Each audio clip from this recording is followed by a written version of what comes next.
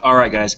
I am going and I'm experimenting with you. So basically, you are my guinea pigs here.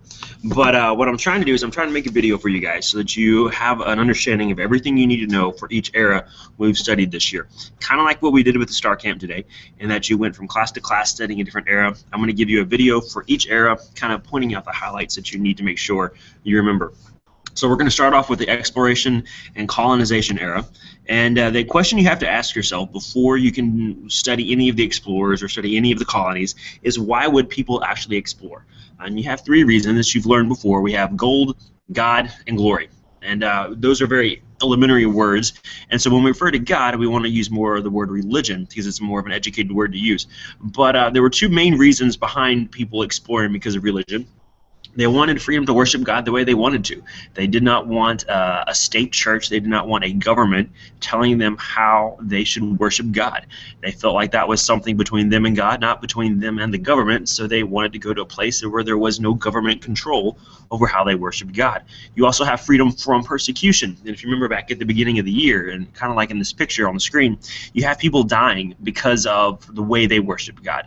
You have people being burned at the stake. You have people, like in this picture, being chained to the pole, being choked and just being brutally killed because they did not worship God the way a certain group wanted them to. So you have basically two reasons: freedom to worship God and freedom from being persecuted. And so those are major reasons why people like the Pilgrims and the Puritans came to the New World. But you also have wealth and fame. You have people wanting to find gold. You have people wanting to become rich. You have people wanting to become famous and go down in history books for the mighty exploits that they've done. And it's easy for us to imagine that people only came for one of these reasons.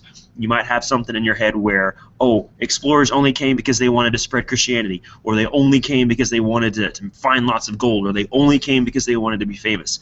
But people are complicated. You have people like Christopher Columbus.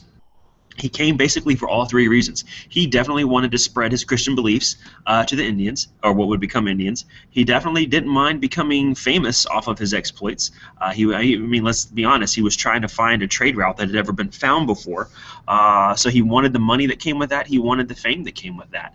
And so you have a lot of people who come for a mixture of these reasons, not just one, because people are complicated. So you have religion, wealth, and fame being those major reasons people would explore. And as time progresses, you start getting lots and lots of people exploring this new world, and the first major settlement is going to be Jamestown. And this year, 1607, you need to connect this in your brain. You have to know the year 1607. You need to know Jamestown. And we studied an article at the beginning of the year with Jamestown, how Jamestown kind of experimented with socialism. We'll just have a communal pot. We'll all throw in food. If you worked a whole lot today, awesome. If you didn't work a whole lot, great too. We'll all get fed. Except that doesn't work, and you had tons of people not working, and there was no food because nobody was working. And so Jamestown was almost a complete disaster. You have what's called the starving period, where you had people dying.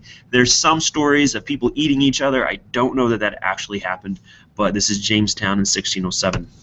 You also get people like John Smith during this time. John Smith's famous, kind of quote is, "If you do not work, you will not eat."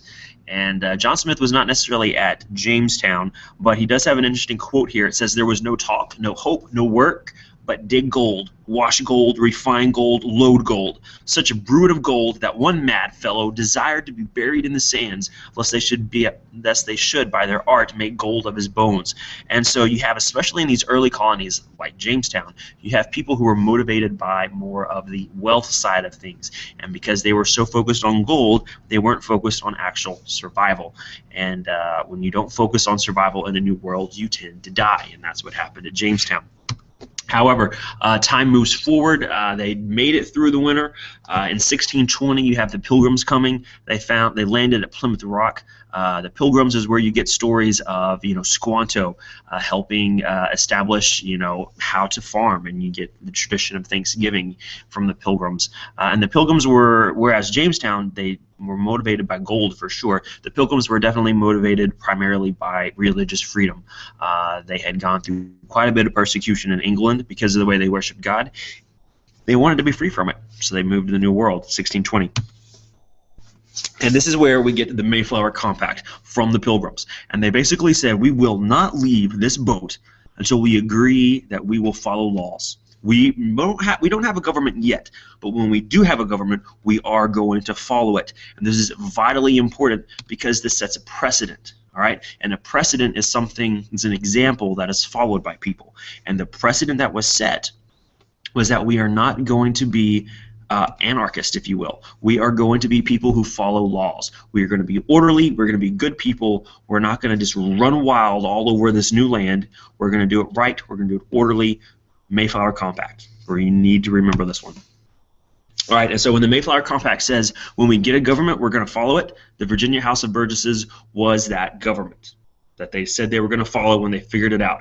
And so you have the first representative body of government in North America. And this is the idea behind popular sovereignty. You have people who are going to give their opinion in the process. You have people who are going to put their votes into the pot. You have people who are not just being told what to do. You have people who actually have a say in the laws that govern them. So the Virginia House of Burgesses is vitally important to remember as well, because once again, that sets a precedent for what's going to come later when we get our Constitution. All right, time moves forward.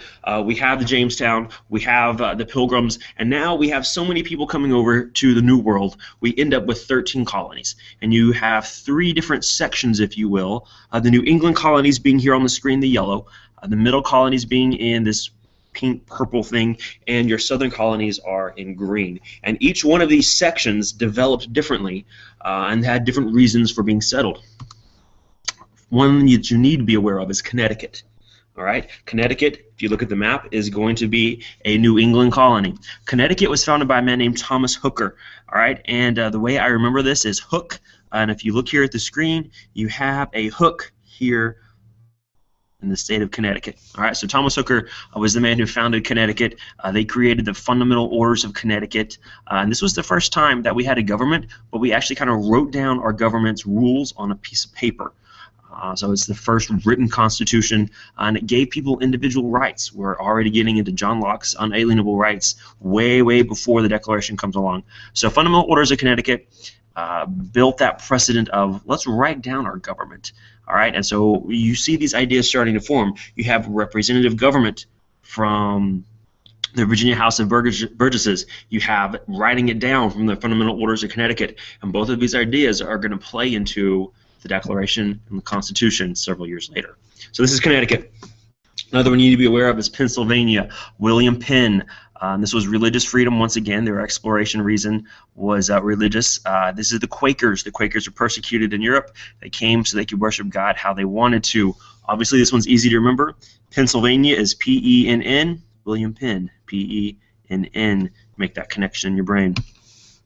All right, a couple more. The Catholics kind of settled in Maryland. So you have the Pilgrims, settling kind of what's going to become the Boston area. You have the Quakers there in Pennsylvania. You have Catholics settling in Maryland. You have Georgia, which wasn't really any particular religious reason. It was just people who owed debts. Back in the day, when you owed a debt and you couldn't pay it, you got thrown in jail. So instead of having all these people who owed money sitting in jail, they sent them all to Georgia. All right, and so we have this thing where if I'm a Catholic, I'm not going to go settle with the Quakers. I'm going to go settle in Maryland. If I'm a Quaker, I'm going to go settle in Pennsylvania. And so you have this situation where, well, what if I'm not a Quaker? What if I'm not a Catholic? What if I'm not a Pilgrim? Where do I go live? And that's what Rhode Island became. Rhode Island was founded by Anne Hutchinson, Roger Williams. Both of those people founded it. You need to remember Anne Hutchinson more so than Roger Williams. But Rhode Island basically said, you know what, if you're a Catholic, come on, we're good. You know what, if you're a Quaker, come on, you're good. If you're a Pilgrim, come on, you're good. So Rhode Island is establishing this idea of religious freedom no matter what your religion is. All right, and so it's also during this time period that we start getting the triangular slave trade. And so you can see here on the screen we have a triangle of arrows. So what happens is we have raw materials coming from North America. Those raw materials are sent to Europe. Europe takes these raw materials and creates goods out of them. And this is the idea of mercantilism, right? Mercantilism is the baby colony giving the parent colony goods. Well, baby colony is going to be North America right here, giving raw goods to parent colony over here. That's mercantilism. Well, with this idea of mercantilism, Raw materials are sent to Europe. Goods are sent down more into the Africa area. Well, how are we going to get these raw materials? We need people to do it. So we start having slaves being taken from Africa over into North America, and we start getting this cycle. Okay, the slaves harvest the raw materials. Raw materials are sent to Europe. Europe, takes these raw materials, makes some goods, send the goods down to Africa. Well, if I'm getting these goods, and all I have to go do is kidnap some people to go send them off to be slaves, and that's what I'm going to do. So you start getting this cycle. Okay, and it's going to be more of a triangular side. All right, so this is your exploration and colonization era. These are the main things you need to remember going into your test tomorrow or next week. So if you have any questions, let me know, and hopefully this helped you.